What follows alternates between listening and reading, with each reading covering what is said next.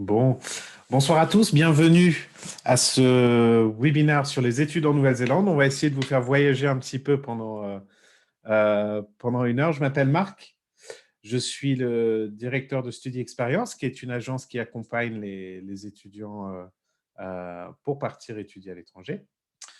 Et je suis rejoint par Julian Becker de l'Université de Lincoln, qui est en Nouvelle-Zélande. Il est 4 heures du matin pour Julian. Donc, il mérite un tonnerre d'applaudissements pour son enthousiasme aujourd'hui. Je vais vous parler dans un premier temps assez généralement des études en Nouvelle-Zélande. Je vais vous présenter cette destination et les formations possibles, le système éducatif. Et puis, je passerai la main à Julian, qui parlera en anglais du coup et qui pourra vous présenter son université spécifiquement. Et puis, on prendra les questions. Alors, vis-à-vis des questions, je ne sais pas si vous avez l'habitude de ce format, mais vous pouvez poser vos questions en bas. Vous avez un onglet Q et R, questions-réponses. Donc, n'hésitez pas à saisir vos questions sur cet onglet-là et je les poserai à la fin ou j'y répondrai directement voilà, au fur et à mesure. Parfait. Allez, allons-y. Je vais partager mon écran. Et c'est parti. Alors, on va parler des études en Nouvelle-Zélande et en parlant 2022, à vrai dire, puisque vous allez le voir, évidemment, avec la situation actuelle, les voyages sont limités entre la France et la Nouvelle-Zélande. Donc, les prochaines rentrées pour nous, ce sera à partir de janvier 2022, on pense. Et en tout cas, il y a de très belles perspectives à envisager à partir de ce moment-là et vous allez tout voir. Donc, par où commencer? La Nouvelle-Zélande, tout simplement. Je pense que tout le monde connaît la Nouvelle-Zélande, mais c'est vrai que c'est un pays qui est très isolé, en fin de compte, vraiment à l'autre bout du monde. On ne peut pas aller plus loin. Donc, les parents seront ravis si vous ne pouvez pas envoyer vos gamins plus loin. Et puis, vos gamins seront ravis aussi, ils ne peuvent pas partir plus loin. C'est un pays qui est relativement petit, simplement 4 millions d'habitants. La ville la plus importante, c'est Auckland, que vous voyez tout au nord de l'île, en haut à droite sur votre écran. La capitale, c'est Wellington, au sud de l'île du Nord. Et puis, vous avez deux grandes villes sur l'île du Sud, c'est Christchurch et Dunedin. Alors, Julian est actuellement à Christchurch, je pense, ou du moins à côté. C'est là que se situe son université de Lincoln. Alors, la Nouvelle-Zélande est connue pour pas mal de choses, notamment sa qualité de vie qui est assez incroyable. D'ailleurs, Auckland est régulièrement élue ville la plus où il fait mieux vivre au monde. On parle pas mal de la Nouvelle-Zélande aujourd'hui dans les actualités, mais plutôt en bien, en positif, vis-à-vis de la politique qu'elle mène. Aujourd'hui, ne serait-ce que vis-à-vis du Covid, de sa manière, je crois qu'il n'y a plus aucun cas de Covid en Nouvelle-Zélande, donc ça a été plutôt très bien géré. Une première ministre, Jacinda Ardern, qui fait beaucoup parler, elle aussi, de manière positive, qui a une politique, on va dire, assez novatrice, libérale. Ça a été la première ministre au monde à accoucher pendant son mandat. Très populaire, je dirais, à l'international et aussi en Nouvelle-Zélande. C'est un pays qui est très en avance sur pas mal de thématiques au niveau du développement durable. Ils n'ont pas l'énergie nucléaire. Une société aussi très égalitaire. Là, je lisais encore hier ou avant-hier dans les journaux qu'ils accordaient un délai, enfin des congés payés pour les familles qui subissent malheureusement une fausse couche, des choses comme ça. C'est vrai que c'est des choses on n'entend pas beaucoup parler dans beaucoup de pays. Très à la pointe, très à l'avance sur ces sujets sociétaux. Un pays avec une grande diversité aussi des paysages. C'est très long comme pays, la Nouvelle-Zélande. Donc, tout au nord, vous allez avoir un climat assez tropical, en fin de compte. Et tout au sud, vous avez des paysages qui ressemblent peut-être davantage à la Bretagne, par exemple, ou parfois à l'Écosse. et avec au milieu un peu de tout. Vous avez des montagnes, vous avez les océans, des plages paradisiaques, toutes sortes de choses. Donc vraiment un pays magnifique avec une grande richesse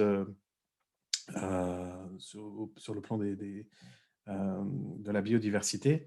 Un pays cosmopolite aussi. Vous avez des personnes qui viennent du monde entier. Les universités, vous allez le voir, sont plutôt, ont beaucoup d'étudiants de l'international, hein, que ce soit d'Asie, d'Europe, d'Amérique du Nord et tout ça. Il y a des effectifs assez variés.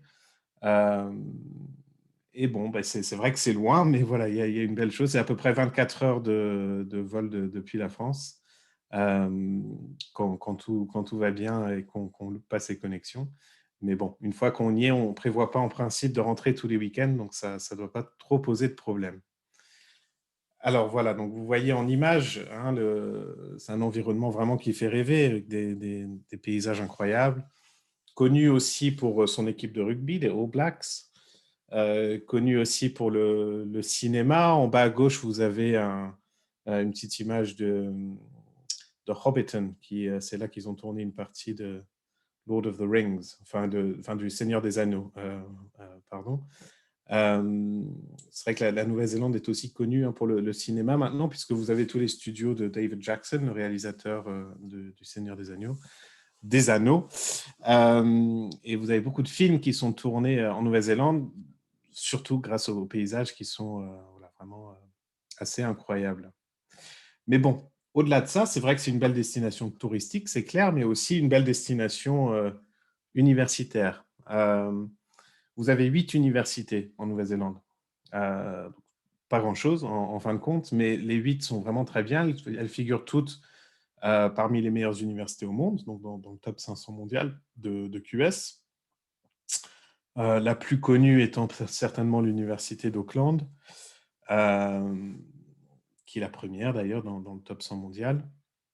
Mais bon, les autres aussi font plutôt très bonne figure, avec un système éducatif qui est très rodé, qui a été importé du Royaume-Uni en fait. Hein. La première université néo-zélandaise, c'est l'université d'Otago en termes euh, quand je dis la première en termes d'âge, hein, historiquement, elle a été fondée par des académiciens de Oxford et Cambridge en fait. Donc c'est vrai que c'est un système qui est vraiment modelé sur le système britannique en grande partie, mais bon, qui a aussi ses propres particularités, qui a su se distinguer, qui a su proposer un cadre attractif pour ses étudiants en Nouvelle-Zélande, mais aussi pour des étudiants de l'international. Et vous allez trouver des centres de recherche de pointe, notamment dans certains domaines. Alors, tout ce qui est en particulier, on va le voir, je crois, sur un prochain slide, en fait. Je vais vous parler de ça, excusez-moi. Tac. Je vous en parlerai un petit peu après. Mais effectivement, vous allez voir qu'ils ont des centres de recherche de pointe dans pas mal de domaines. Et ce que je voulais dire sur ce slide-là, je me perds un petit peu dans mes mots, c'est que vous avez de grands chercheurs néo-zélandais qui ont des prix Nobel, ils ont inventé, par exemple, la physique nucléaire. C'est Ernest Rutherford, qui est un néo-zélandais qui a créé cette matière-là, qui nous vient de Nouvelle-Zélande. Ils ont créé des choses dont on se sert tous les jours, des grillages électriques, ça j'ai appris hier, les seringues jetables qui nous sont très utiles en ce moment avec les vaccins, le café instantané, tout ce qui est soie à l'élastique, ça nous vient de Nouvelle-Zélande. Et ce sont des choses voilà, qui sortent aussi des universités néo-zélandaises, finalement, voilà, qui sont très actives sur le plan de la recherche. C'est pour ça qu'elles sont si bien classées.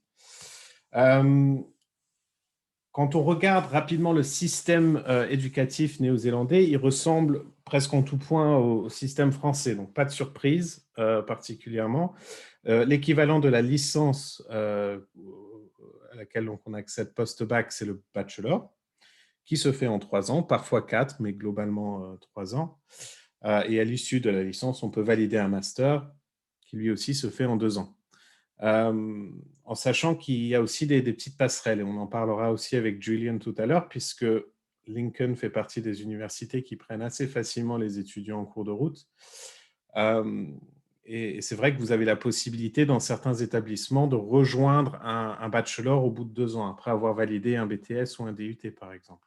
Vous auriez la possibilité d'intégrer la 3e année de l'université et du coup de valider votre bachelor en 1 an. Quelques caractéristiques importantes du système néo-zélandais. Les rentrées, déjà, ne sont pas du tout les mêmes qu'en France. Il n'y a pas de rentrée vraiment en septembre.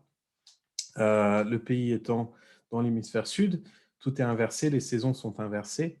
Donc, la rentrée principale, en fait, en Nouvelle-Zélande se fait au mois de février. Mais vous avez une 2e rentrée qui se fait en milieu d'année au mois de juillet. Donc, vous avez le choix entre ces 2 possibilités. Tous les programmes proposent une rentrée en février et juillet.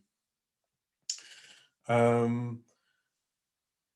Nouvelle-Zélande va proposer un système assez flexible au niveau des cursus et des débouchés. Alors, d'abord au niveau des cursus, parce que vous avez vraiment la possibilité de modeler votre programme en fonction de vos intérêts, surtout au niveau master, en fait. Au niveau master, il y a un élément de recherche qui est important. Et donc, vous pouvez vraiment arriver avec un projet de recherche qui vous est totalement personnel et que vous développez avec l'appui de l'université.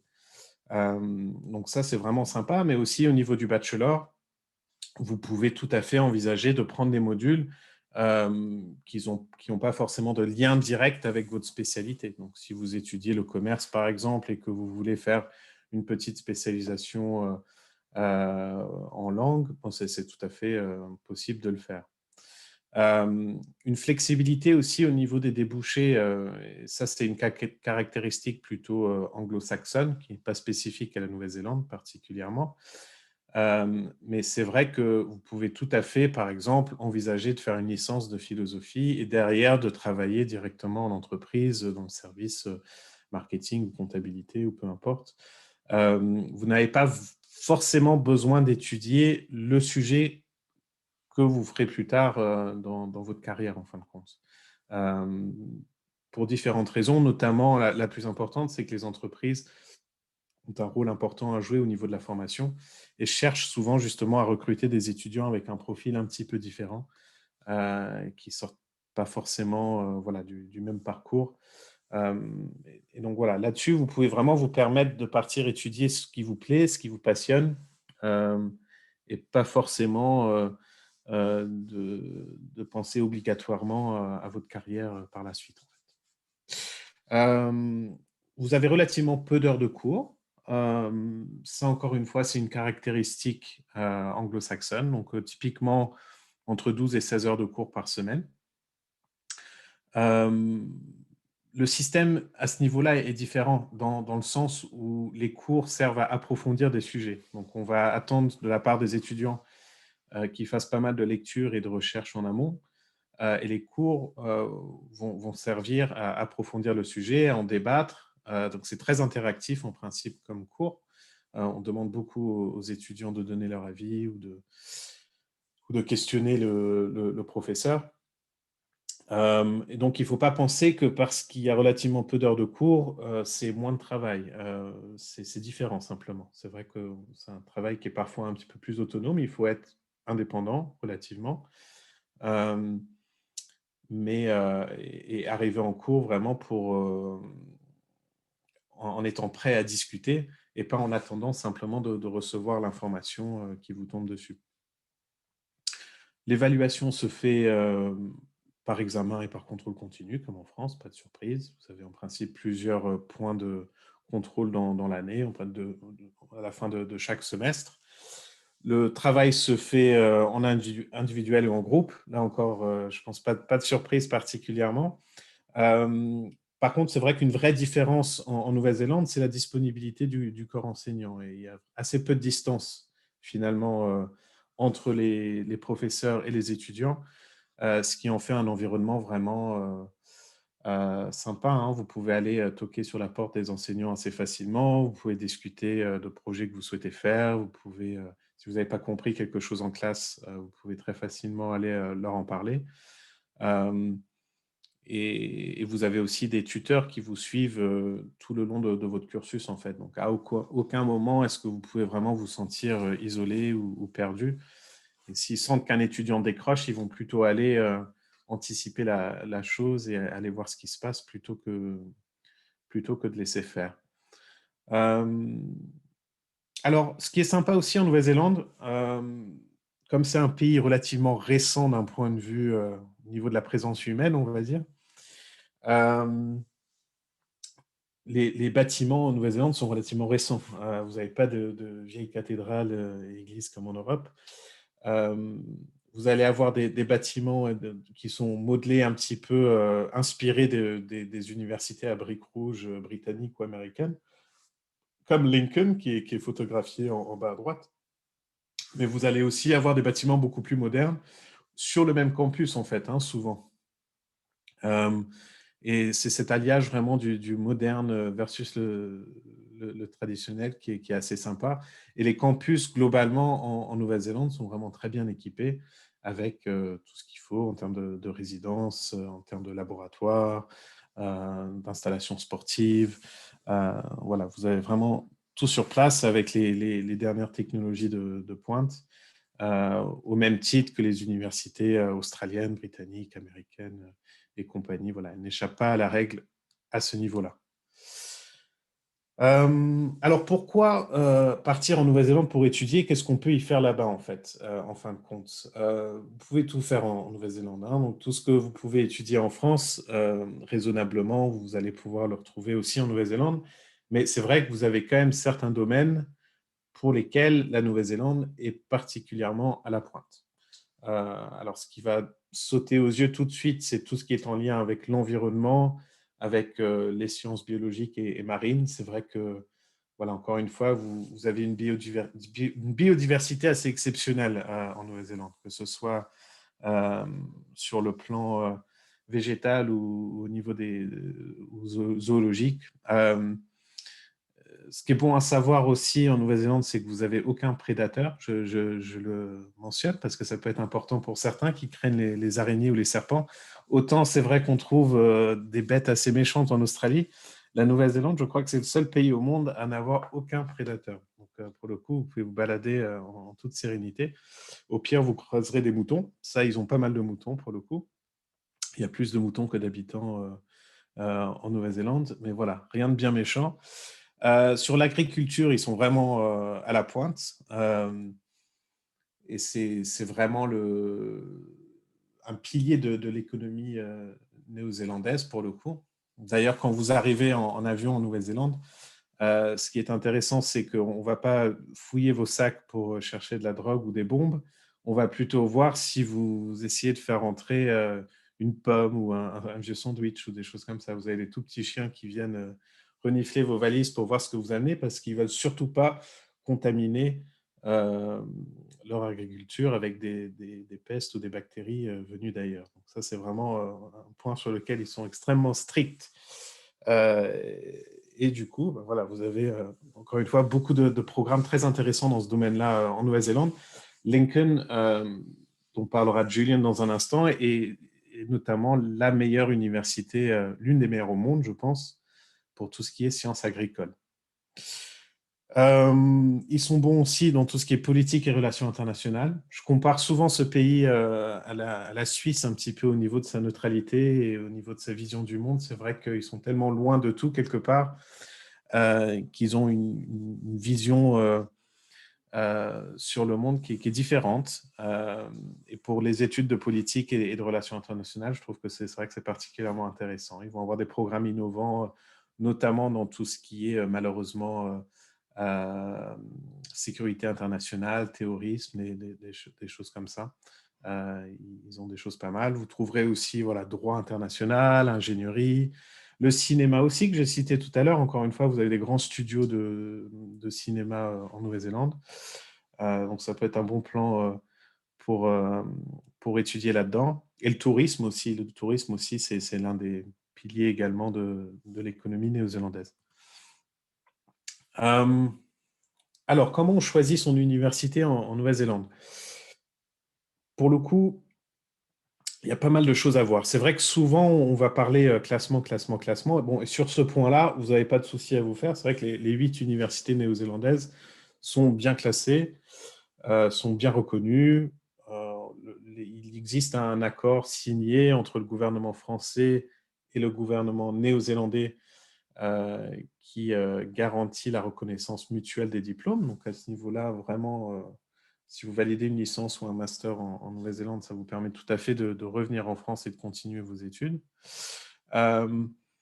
Mais bon, ce qui va jouer aussi dans votre décision, c'est le type d'établissement. Vous allez avoir des établissements comme l'Université d'Auckland, par exemple, qui est un établissement très centré sur la recherche. Donc, c'est vrai que si vous vous destinez à des études scientifiques ou d'ingénierie, ou si vous avez envie de faire un master recherche ou un doctorat ou des choses comme ça, c'est un cadre qui est assez idéal pour ce type de choses. Et vous avez à l'inverse d'autres universités plus petites, moins prominentes peut-être, mais qui vont être moins engagées dans la recherche et plutôt intéressées par l'enseignement en fin de compte. Et je trouve que ces universités-là souvent sont plus adaptées aux étudiants qui sortent du bac.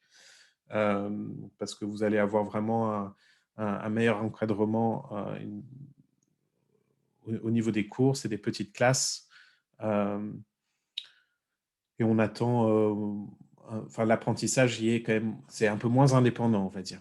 Donc voilà, c'est un critère à prendre en compte aussi. Vous pouvez regarder le coût des études, évidemment, on va en parler dans un instant aussi du financement, mais le coût n'est pas pareil dans toutes les universités néo-zélandaise. Et vraiment, voilà, il n'y a que 8 universités, donc le choix sera assez vite fait, mais je pense que chacune de ces 8 universités a vraiment une identité spécifique et ils ne vont pas forcément d'ailleurs aussi enseigner les mêmes programmes. Mais bon, voilà, c'est important de choisir l'université qui vous correspond en tout point, et donc ça, c'est typiquement quelque chose sur lequel on a l'habitude d'accompagner les étudiants qui le souhaitent. Donc, pour partir étudier en Nouvelle-Zélande, comment on fait? Il faut candidater dans un premier temps. Donc, c'est des admissions qui se font sur dossier.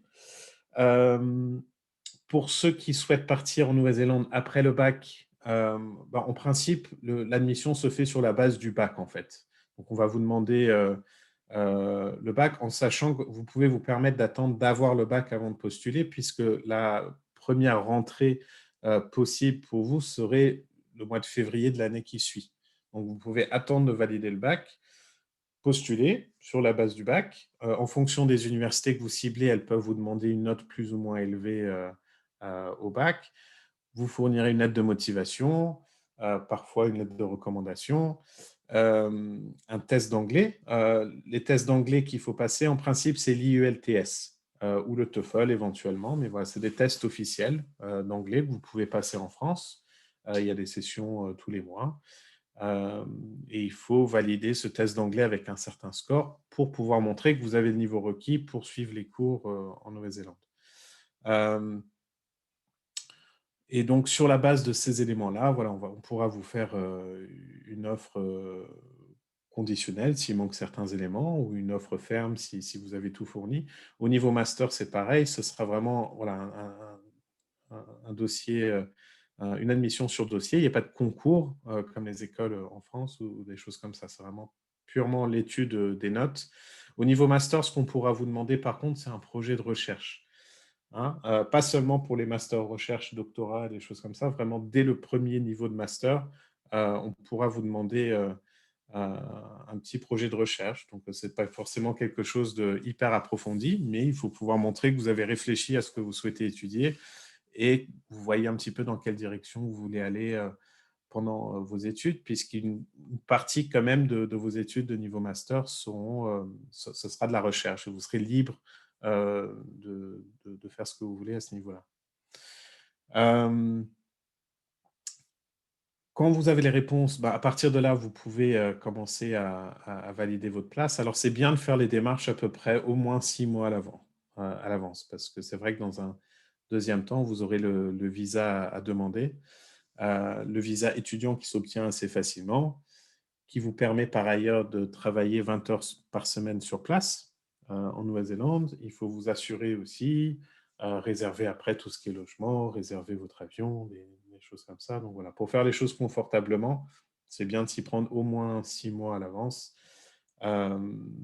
Et vous avez aussi, pour ceux qui peut-être n'auraient pas la note souhaitée au bac ou qui, au niveau de la licence, sont ric-rac, il existe des programmes de mise à niveau, de préparation, qu'on va appeler Foundation Year pour le post-bac. Donc, c'est une année de mise à niveau linguistique et académique pour ceux qui en ont besoin.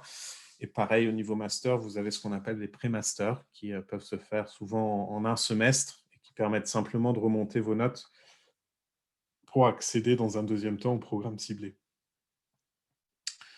Alors, pour la question qui fâche, les frais de scolarité en Nouvelle-Zélande. Alors, je vous ai fait, j'espère que le tableau est clair, je vous ai fait une estimation basse et une estimation haute, donc en sachant qu'il y a aussi des programmes qui se trouvent un petit peu entre les deux.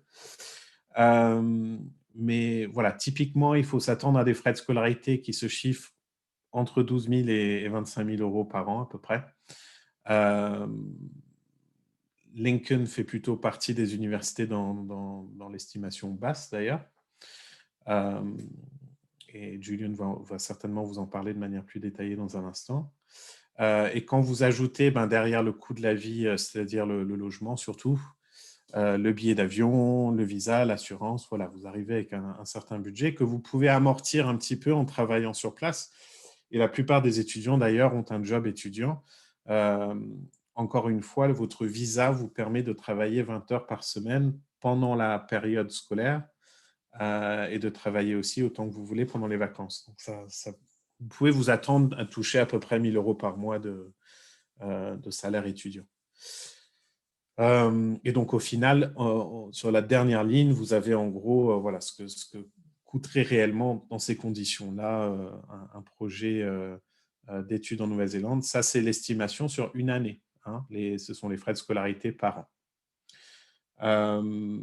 Peut-être une chose à signaler aussi, pour ceux qui sont vraiment motivés par la destination Nouvelle-Zélande, c'est les visas que vous pouvez obtenir après des études là-bas, en fait. Et c'est vrai que c'est l'une des raisons souvent qui motive les étudiants à partir étudier là-bas, aussi loin. C'est qu'en fait, en ayant validé un diplôme néo-zélandais, donc la licence ou le master en l'occurrence, vous êtes éligible dans un deuxième temps à un visa de travail valable 2 ans, en fait. Et donc ça vous permet de travailler 2 ans sur le sol néo-zélandais à temps plein. Ça vous donne l'opportunité d'essayer de chercher un sponsor pour vous garder au-delà des 2 ans si vous avez comme projet de vous installer définitivement en Nouvelle-Zélande par la suite. Voilà, et puis, bon, dernière petite chose, puisqu'on ne peut pas vraiment échapper le sujet coronavirus, mais c'est vrai que voilà, vous devez savoir que les frontières néo-zélandaises, pour le moment, sont fermées aux voyageurs. On n'a pas énormément d'informations sur quand la situation changera à ce niveau-là. On sait simplement, voilà, le gouvernement néo-zélandais a indiqué que les frontières seront réouvertes dès que votre sécurité pourra être garantie à ce niveau-là. En attendant, c'est tout à fait possible de postuler aux universités. Hein, donc, je vous invite d'ailleurs tout à fait si vous envisagez un projet en 2022, par exemple, c'est intéressant de postuler dès maintenant et d'avoir une visibilité, on va dire, à ce niveau-là sur les prochaines échéances. Vous pouvez postuler aux universités, vous pouvez postuler pour avoir votre visa également. Pour ceux qui le souhaitent, si jamais les frontières étaient fermées alors que votre programme doit commencer, c'est possible de commencer vos études en distanciel si vous le souhaitez. Vous pouvez aussi reporter évidemment à plus tard, mais bon, c'est une option qui est sur la table. En tout cas, ce qu'on estime chez Studi Expérience, c'est que la prochaine rentrée normale, on va dire, ce sera en 2022. On pense que pour février 2022, ce sera possible de partir voyager en Nouvelle-Zélande. Et on estime qu'un retour vraiment à la normale, voilà, on devrait voir ça en juillet 2022. Bon, après, on ne sait pas comment la situation peut évoluer, on n'a pas de boule de cristal non plus. Mais bon, par rapport aux échos qu'on reçoit à droite à gauche, c'est ce qu'on estime. Il est probable d'ailleurs qu'on vous demande d'être vacciné pour pouvoir voyager.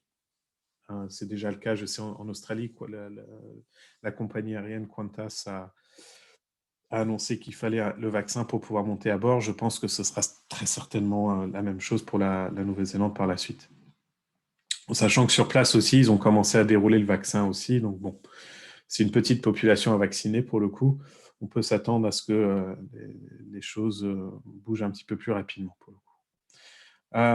Bon, voilà pour moi.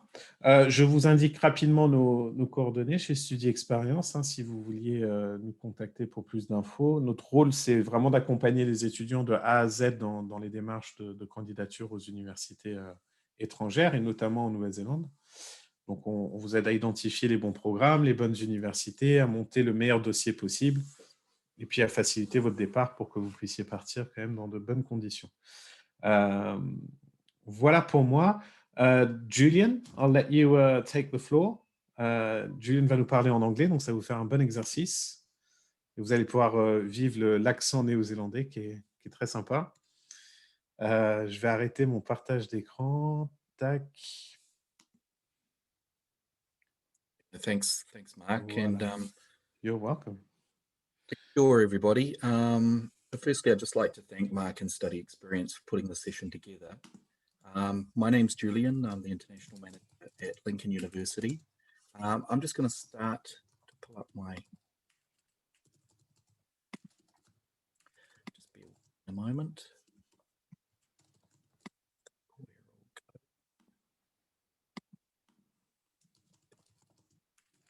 Okay, look, welcome. As I said, my name's Julian. I'm from Lincoln University from Christchurch, New Zealand. I'm just going to, through this presentation this morning, I hope you know it's very early here in New Zealand this morning. I'm going to talk a little bit about our location, the beautiful city of Christchurch. I'm going to give you a brief introduction about the university and cover the programs, the Bachelor and Masters, also make reference to study abroad. Talk a little bit about the costs and finish up on it. I would welcome any questions at the end of this presentation for anything that you feel I may not have covered that you'd like to know. So the first slide here is obviously a map of New Zealand. As you can see, I thought this was just a really interesting picture to show where New Zealand actually is located on the globe. As you can see there, just sort of to the this of Australia, they're quite isolated in this particular reference, but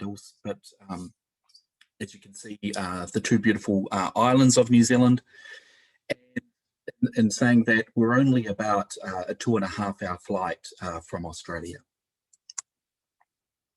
So Lincoln University is located in the beautiful city of Christchurch. Christchurch, its Maori name, is known as Otatahi. And this picture here is a beautiful shot looking down to the Littleton port. And this particular hilltop shot is only about less than 20-minute drive from the centre of the city. I think Christchurch, as you can see from the map there, located in the centre of the South Island. There is a lot of wealth in terms of sort of outdoor recreational pursuits that you can take while living in the South Island. There's beautiful lakes, rivers, and mountains that you can explore while you're in the region. I also think to give, if you're thinking about studying abroad, give some serious thought to the location and what you want to study, as well as the institution you study at. If you're looking at a year to 2 years or more, I think it's really important that you feel comfortable in the type of location that you wish to study. So here's just some pictures of Christchurch, the Christchurch city. We like to call ourselves New Zealand's newest city. The city has undergone quite a rebuild in the last 10 years. Some nice new modern buildings, but it still keeps that sort of that park-like sort of look as well, with lots of greenery. We still have a huge park in the centre of the city. Christchurch itself is New Zealand's second largest city. We have a population of around about 380,000 people. Obviously, Auckland City is the largest city. Christchurch and Wellington are very similar in size, but we like to think that Christchurch beats Wellington just. There's some years we do, some years we don't, but we like to think that we are at the number 2. And also, we are the largest city in the South Island of New Zealand. We have an airport, which is about a 25-minute drive from the centre of the city. And just so you know, Lincoln University is around about a 25-minute drive from the very centre of the city. Again, just talking on Christchurch and the things that you can do and what we're all about. As you can see from these pictures, there's a lot of reference to outdoor pursuits, outdoor activities, and that's what it's really all about. And I say to a lot of students, if you like the outdoors, if you like hiking, if you like skiing, the mountains, rivers and lakes, Christchurch is definitely a city that you want to consider to undertake a study abroad experience or complete a qualification, a university, a bachelor or a master's degree. Some beautiful shots there. As you can see there, even the bottom there is the rock climbing, and that's looking down onto the city. That's only about less than 20-minute drive from the centre of the city. The beach again, you're looking at about 15 to 20-minute drive from the very centre of the city. The hills on the bottom right there, it's known as the Port Hills. It's looking down onto the estuary, and just further afield from that is the city. And again, the Port Hills is no longer than a 15-minute drive from the centre of the city. As I said, if you like the outdoors, then Christchurch in the South Island is definitely a location you would want to consider. So moving along, now this wide angle shot is a shot of Lincoln University, and Lincoln University is just down here in the foreground, if you can see my cursor. This is the township called Lincoln, which we're named after, and over here, which you can't quite see, is the city of Christchurch. Now, as I said, it's about a 25-minute drive, about a 30-minute ride by bus to the centre of the city. Most students that come to Lincoln University would live on campus here or live in the surrounding areas in the Lincoln Township.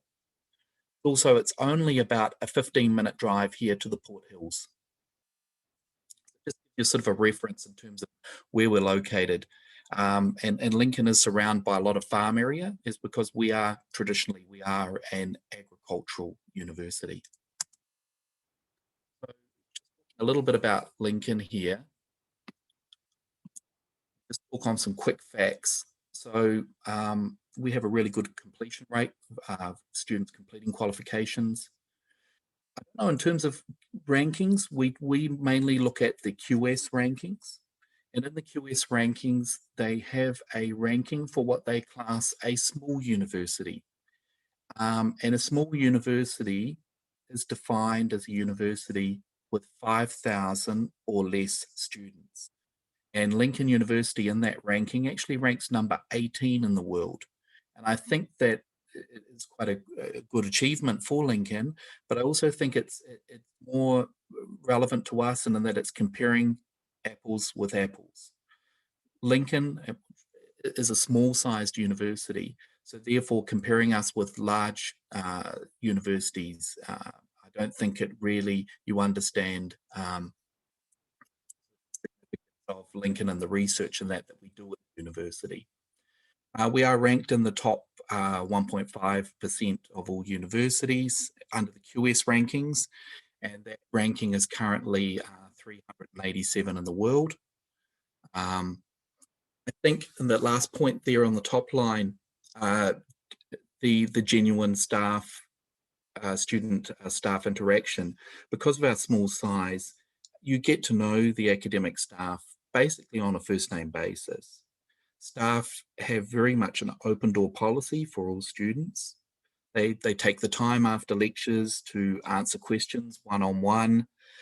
It's very easy for you to book time to meet with professors, to meet with lecturers, if you found something interesting that you'd like to learn more about, or if you're having trouble and you'd need some extra help. I think that's one of the key benefits to a smaller sized institution. In Lincoln's case, I think is quite relevant. As I said before, we're a little bit on the outskirts of Christchurch.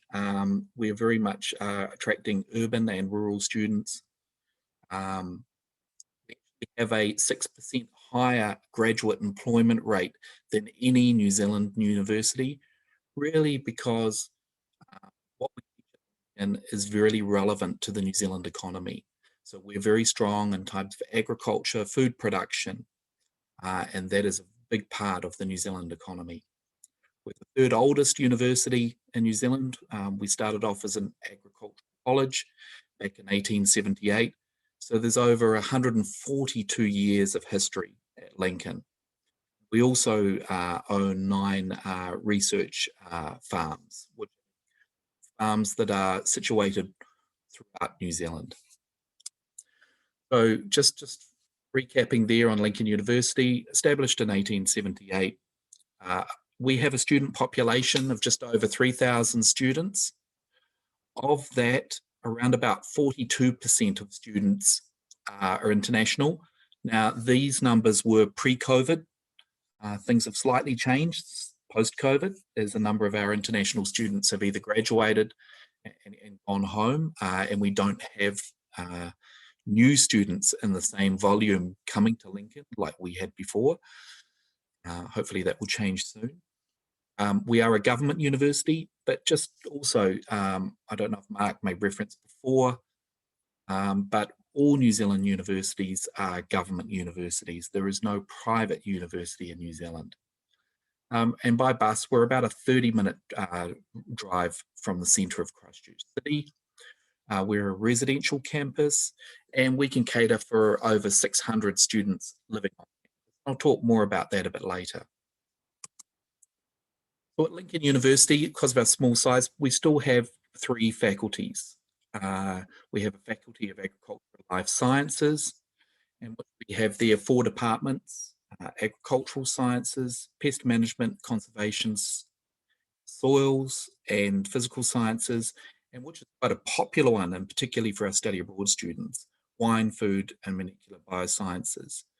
So we actually have a vineyard on campus, and we have a winery on campus, and students have the opportunity through our viticulture and enology program and our study abroad students get the ability through courses to grow grapes, harvest the grapes, and make wine.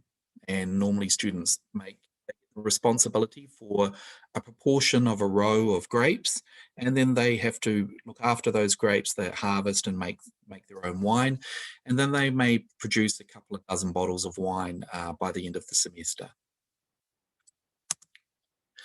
Another faculty is our Faculty of Environment, Society and Design. I can say that there is very much a strong sustainability theme that goes through all 3 of our faculties, and it runs through a lot of our programs. It may not be stated sustainability in the course name, but there is very much a theme about sustainability in everything we do at Lincoln. In our Environment, Society and Design department, we have the Department of Environmental Management, Department of Tourism, Sport and Society, and the School of Landscape Architecture. Also, I'm going to talk to you very shortly about the Bachelor and Master's programs, but be aware that through all these departments, we deliver from a Bachelor through to a Master's and a PhD. So we may not have the breadth of programs that a larger university offers, but we do offer the depth in terms of Bachelor right through to postgrad PhD. And lastly, our third and probably our largest faculty is the Faculty of Agribusiness and Commerce. And this faculty has 4 departments there: agribusiness and markets, financial and business systems, global value chains and trade, and land management and systems. So this is the largest in terms of student numbers. We have all the traditional business courses, but agribusiness is particularly one of the stronger courses in this faculty. So the intakes here are very similar across all New Zealand universities. Our first semester, which is traditionally our largest semester intake, is semester 1. And that starts normally mid to late February, and it will finish in mid-June. And then the semester 2 will start in roughly mid-July, and it will complete by early November. Quite a large summer holiday, which goes from early November through until mid-February. And that period of time, if students are staying on for a second year, they will obviously look for employment during that time.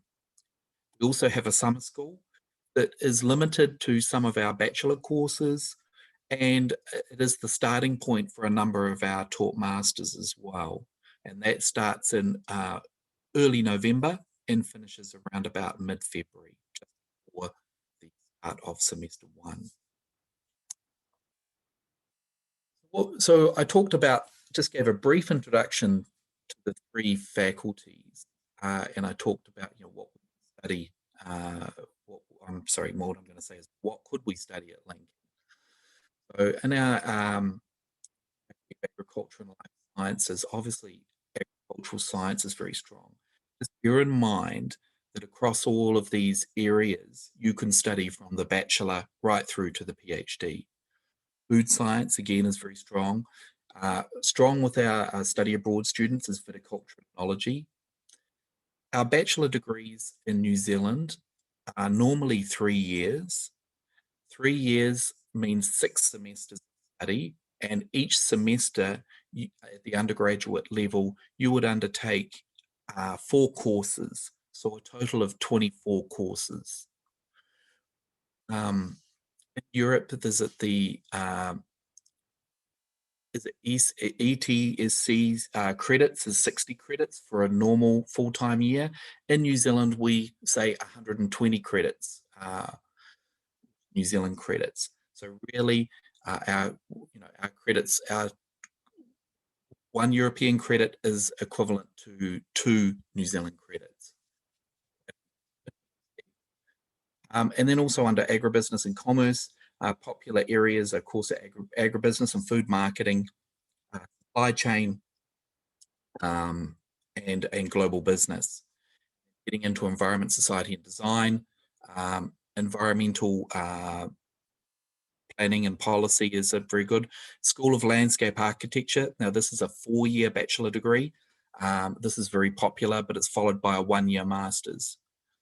And then tourism management, and this program is just undergoing a review at the moment, but as always, we've had the older school of tourism amongst the New Zealand universities. Go along and talk a little bit about the bachelor degrees. So here is a range of bachelor degrees that we offer at Lincoln University, just bearing in mind that all of these programs, except for the programs with the asterisk, are 3 years in length. The programs with the asterisk next to them are 4 years. We have some scholarships, what I'll talk a little bit later, some small partial scholarships available for these bachelor programs. And this also gives you an idea of maybe the areas, if you're thinking about doing a study abroad semester, the kinds of areas that we cover at our undergraduate bachelor degrees. Also worth mentioning, I think, is that we also offer additional majors that I haven't mentioned in the slide here. So there is the possibility for a number of these programs, such as a Bachelor of Commerce, where you could do a major, say, in accounting and finance, but you could also do an additional major in tourism management and complete the degree within 3 years. So I'm just going to move along. What we do have approved is a DUT pathway into our Bachelor of Commerce. So students who complete the 2-year DUT in the 2 specializations listed below there can get a seamless pathway into the last year of the Bachelor of Commerce at Lincoln University. And students can start in either February or July. Once they will undertake 8 courses to complete the final year, and then they will graduate with the Bachelor of Commerce. Then they are able to apply for a post-study work visa. The post-study work visa is valid at this point in time for 3 years. So as long as you are studying in New Zealand for at level 7, so the New Zealand bachelor degree equates to the national level, which is the NZQA level 7. As long as you study a full year at level 7, then you will be able to apply for a 3-year post-study work rights. Also, what I haven't mentioned is that while you're studying at Lincoln, you're able to work part-time in all programs except for study abroad.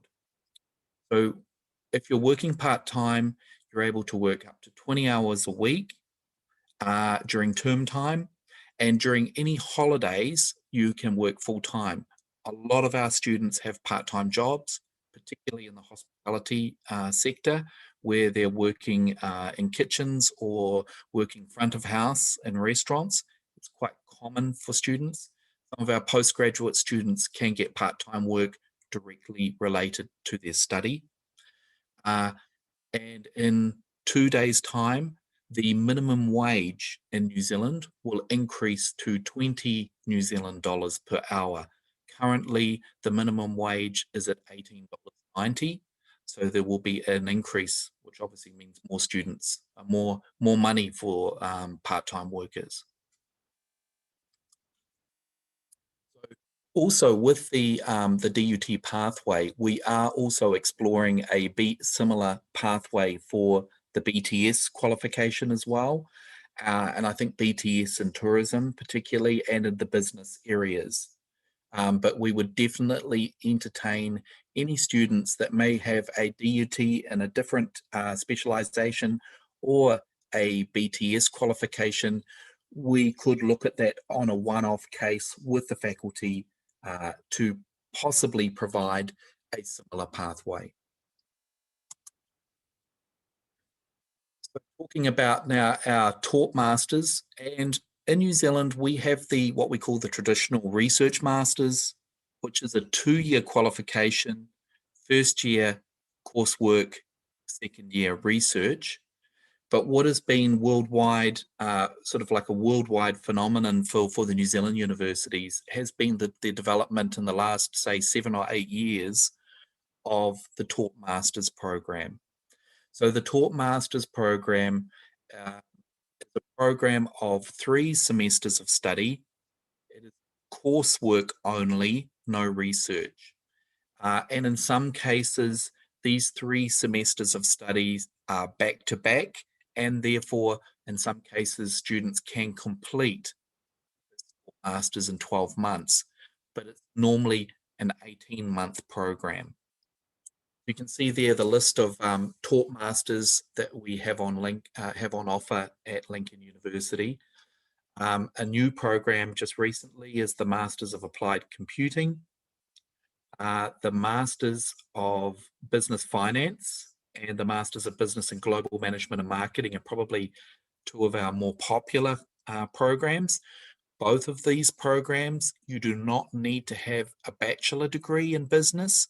You can come, as long as you hold the equivalent of a bachelor degree in any other field, you can still apply for these programs. The entry requirement for all of these taught master's programs is a bachelor degree, some with relevant field, some not with relevant field. But we would be looking for students to have a B average or equivalent in the last year of their bachelor degree. That would be the standard entry criteria. Also, the English language requirement would be IELTS or equivalent 6.5 overall band, no band less than 6.0, We also accept the TOEFL IBT test and the Pearson's PTE test as well. And just saying that these programs here have been really popular with international students, and also our Masters of Science and Food Innovation, particularly Masters of Wine and Viticulture. I think we're possibly the only New Zealand university to offer the taught masters in this space. And our Masters of Professional Accounting has a very special relationship with CPA Australia, where we have embedded the professional accounting examinations into our master's program. We're the only New Zealand university to do so, and therefore I believe the only true Masters of Professional Accounting, and that you must have an accounting background before you can go into this program. I think I've kind of covered everything there. Now, I didn't also mention previously with our bachelor degrees, the IELTS entry there is an equivalent IELTS of overall band of 6, no individual band of less than 5.5. Also at Lincoln University, we have an English language school that we can offer you a pathway into a bachelor or a master's or a PhD program. We can also offer you a pathway visa, which means there would be a visa combination of English plus a bachelor or plus a master's. And therefore, through that, you would go through our English language school, you would study English, you would do an internal test, you don't need to do IELTS. You pass the internal test, you go on to the master's or the bachelor program. And saying that the pathway visa means in order to get the visa for the duration of both programs, you only need to pay the English language component fees at the beginning to then get the visa granted. So that's an easy way where you don't need to pay the full fee of, say, the master program up front. Once you're at Lincoln University, then we can accept payment of like a master's program on a semester basis. Also, which I haven't got a slide for today, but we do offer a doctorate, a PhD, and the PhD program at Lincoln can be covered across all of the areas of specialization that are shown here in the taught masters and in our bachelor degrees. The PhD at Lincoln and in all New Zealand universities is traditionally 3 years of research.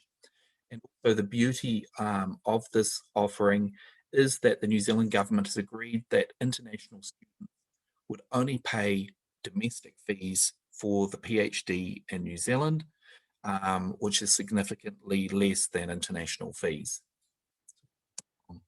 And here the fees page.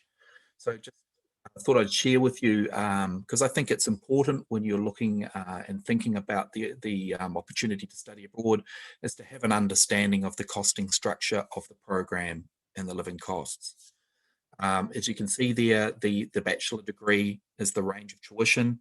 The business courses are at the lower end, the science courses at the higher end of those bands of tuition for the bachelor, taught masters and research.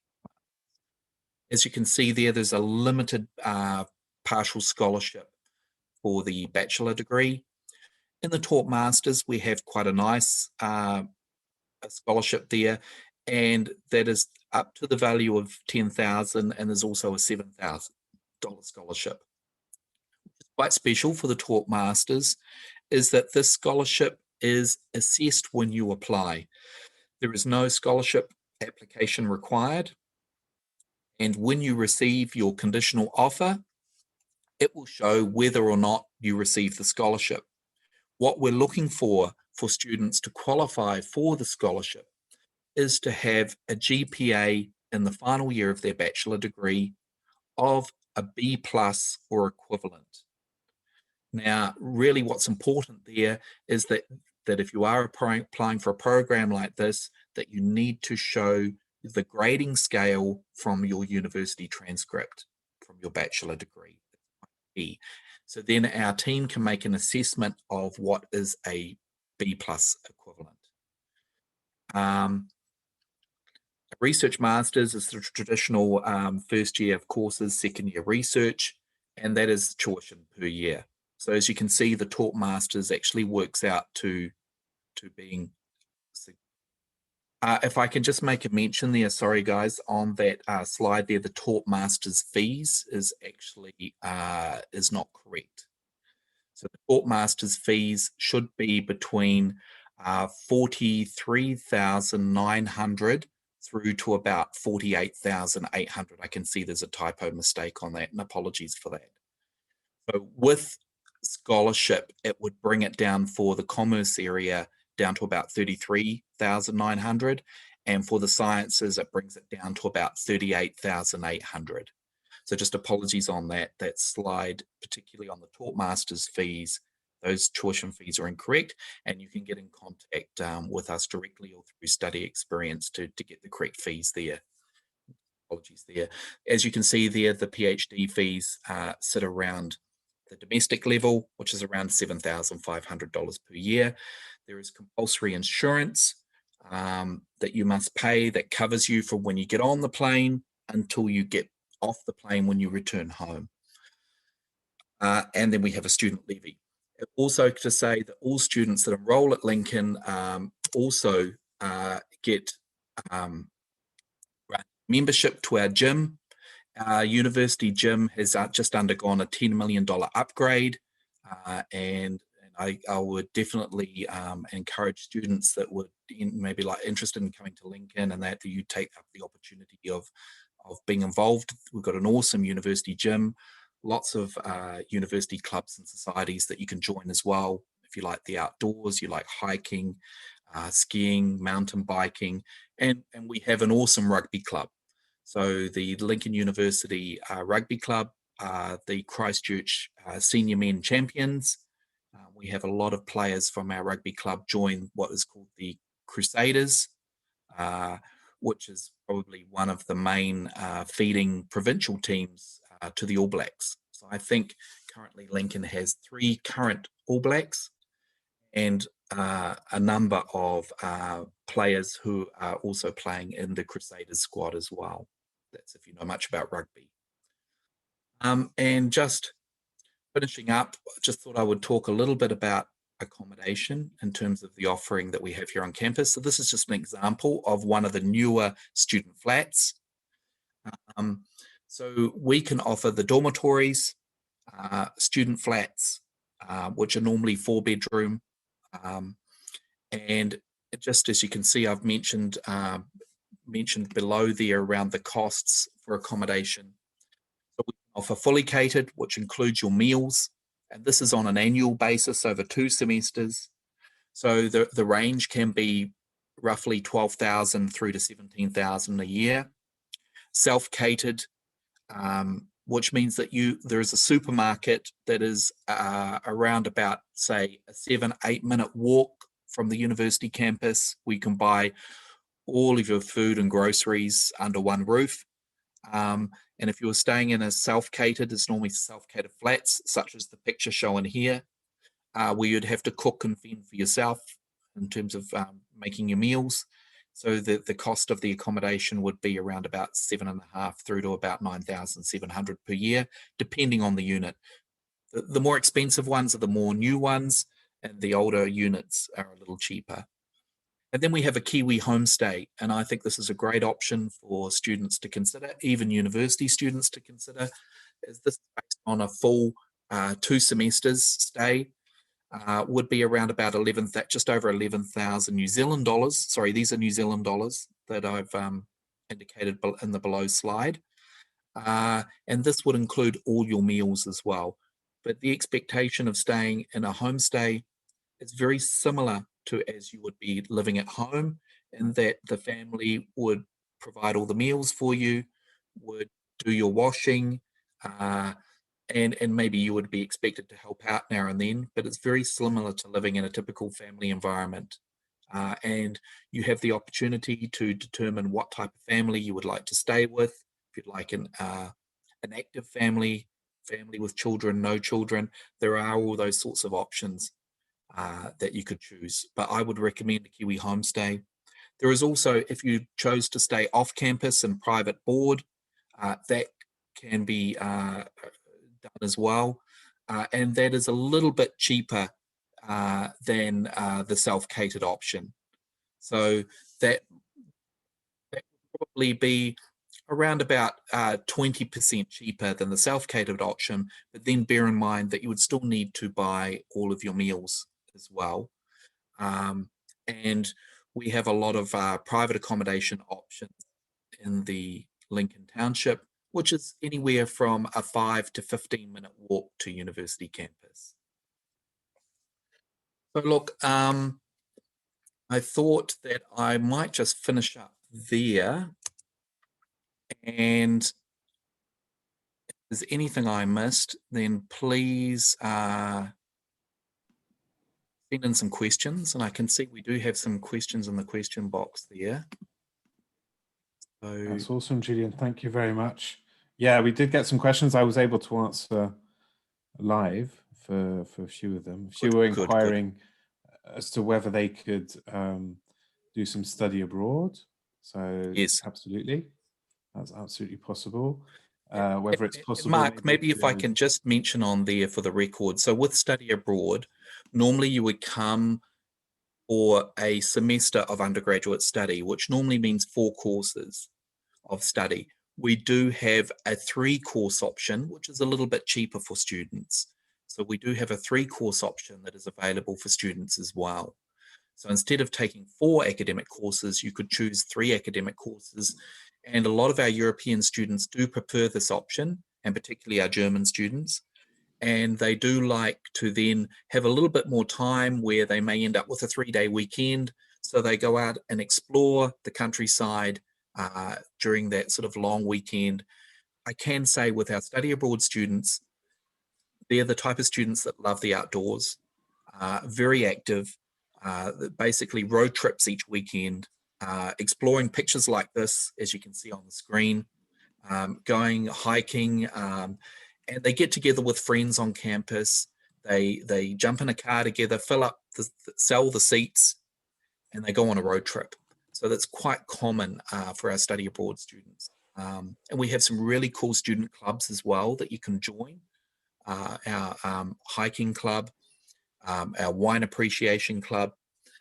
So there's all sorts of, sort of interesting things. If you like the outdoors, you like to be active, then I would say definitely an option like Lincoln in the South Island of New Zealand is definitely worth considering.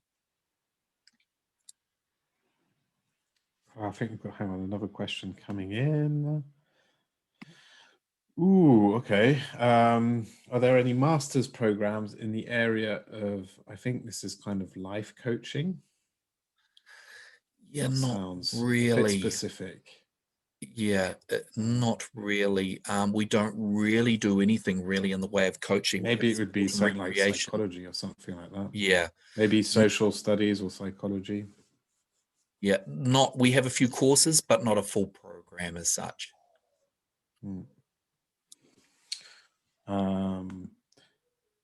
Alors oui, n'hésitez pas, hein, si vous avez des questions, n'hésitez pas. Alors soit les poser dans l'outil prévu à cet effet, vous pouvez aussi lever la main, auquel cas je peux vous passer le micro pour que vous puissiez poser votre question en live si vous préférez. Aussi,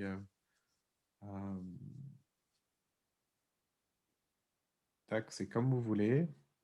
Et puis vous avez aussi nos coordonnées, hein, donc pour les plus timides, n'hésitez pas aussi à nous envoyer un message. Tiffen nous demande, do you have any industrial courses? Alors, not really, Tiffen, no. qu'est-ce que vous entendez par industrial? Industrial, no. We don't really do anything around the area of engineering. A little bit of agricultural engineering, but I wouldn't call that industrial. En tout cas, c'est possible en Nouvelle-Zélande, dans certaines universités. Après, il faudra peut-être détailler ce que vous entendez par industrial, si c'est de l'ingénierie à laquelle vous pensez ou autre chose. Mais sur le principe, si ce n'est pas proposé à Lincoln, ça peut être proposé dans d'autres universités néo-zélandaises. à tous les niveaux d'ailleurs, plutôt au niveau master, je dirais, pour ce genre de spécialisation.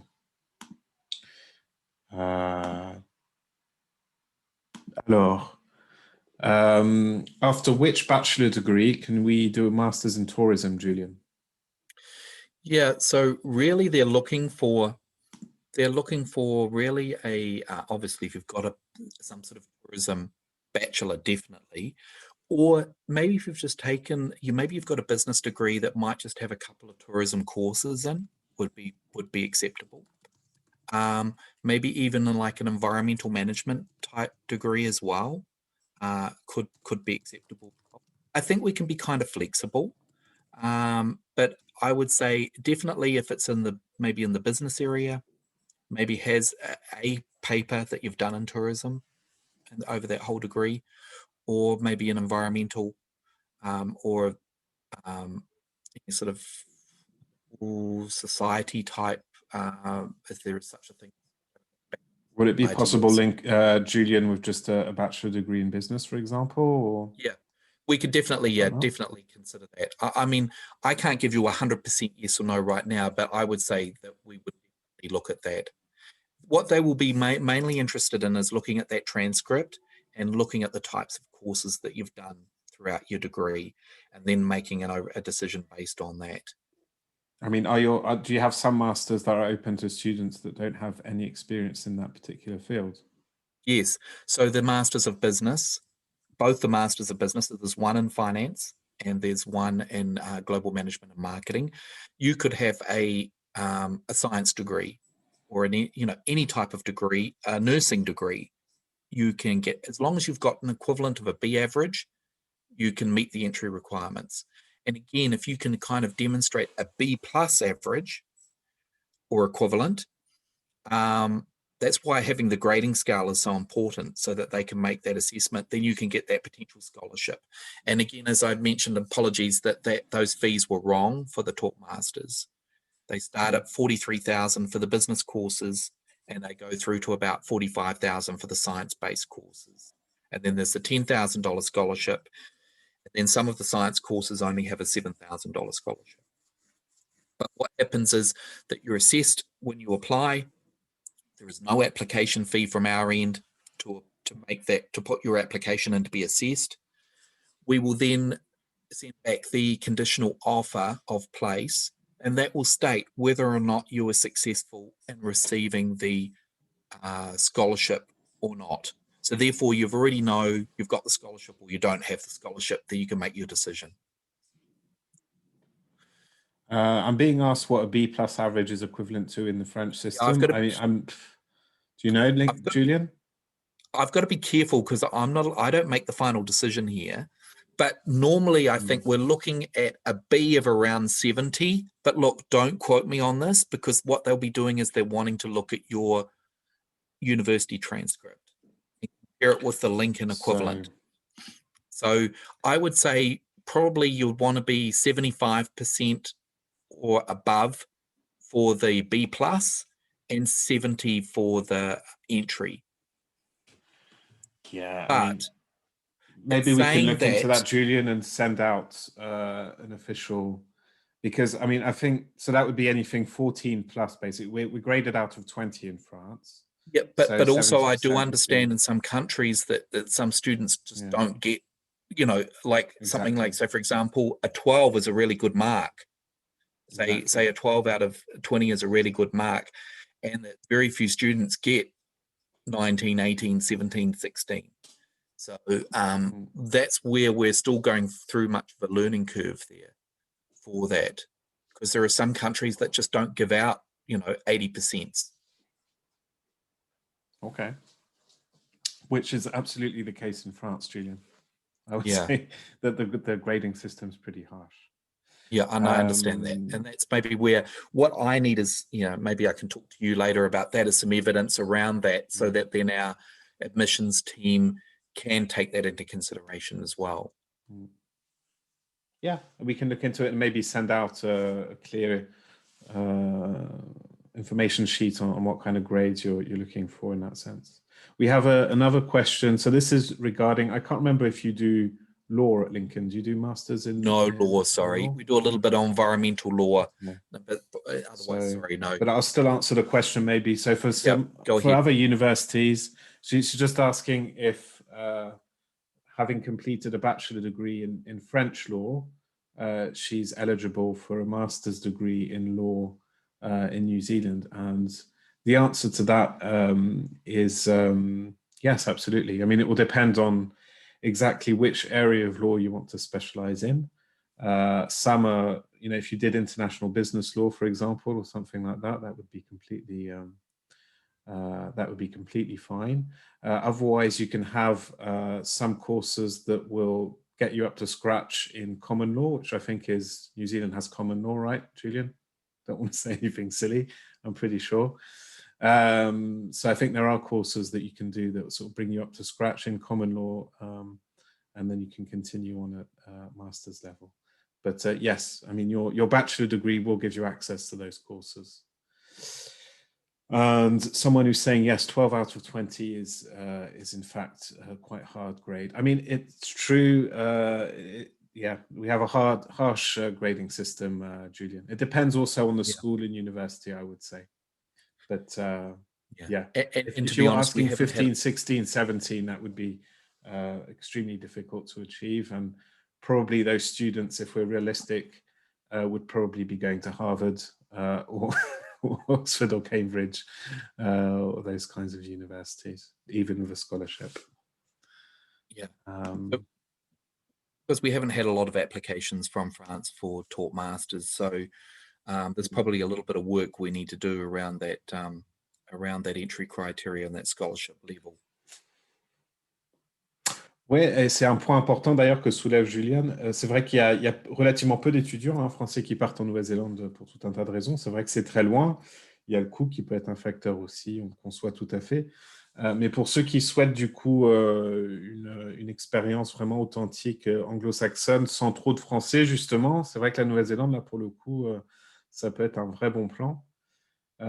Et même si le coût est un facteur important, quand on compare aujourd'hui aux frais de scolarité qui sont pratiqués par exemple au Royaume-Uni, on est dans des choses, dans quelque chose vraiment de très équivalent. Donc, il n'y a plus forcément de différence significative à ce niveau-là entre rester sur une destination anglo-saxonne en Europe ou partir loin en Nouvelle-Zélande. Donc, vous pouvez vraiment être un pionnier à ce niveau-là et faire partie des premiers étudiants français à Lincoln, en l'occurrence, ce qui est plutôt vraiment sympa comme expérience et vous pouvez vous attendre à un bel accueil, je pense.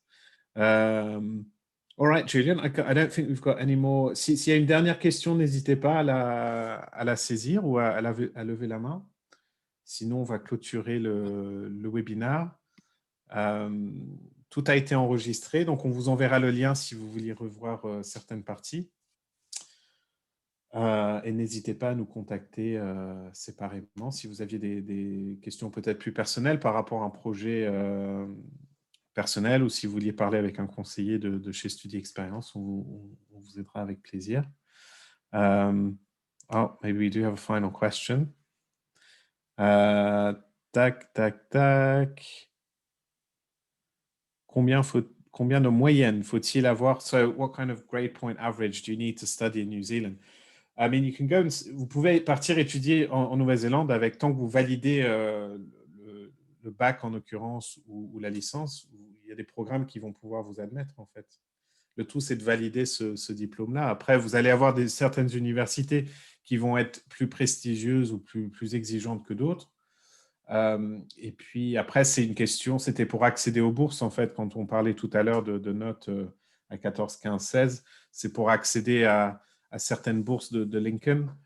C'est vrai que là, pour le coup, pour mériter ces bourses, il faut faire partie des meilleurs étudiants en fin de compte. Mais ça ne veut pas dire que vous ne pouvez pas accéder à l'université avec des notes inférieures. Julian, thank you very much. Once again, 4 a.m. or maybe it's 5 a.m. for you now, or 6. No, 6 a.m. now, so I'm just about to get ready to take my daughter to school. That's a very, very good effort. Thank you very much. Yeah. And merci à tous d'avoir participé à ce webinaire et voilà, on reste à votre disposition si besoin. Un grand merci et une belle soirée à tous. Thank you very much, Julian, and have a great day. I'd just like to say thank you, Mark. Oh, yeah. Thank you, Study Experience, and thank you everybody for attending this evening, this morning. Yeah, if you have any further questions, get in touch with Mark. I've even got my email there, but I'll be referring you back to Mark, but I'm happy to answer any particular questions. And I'm in close contact with Mark anyway, so I think get in touch with him in the first instance. And yeah, look, welcome any of you that would end up coming to New Zealand, maybe hopefully next year.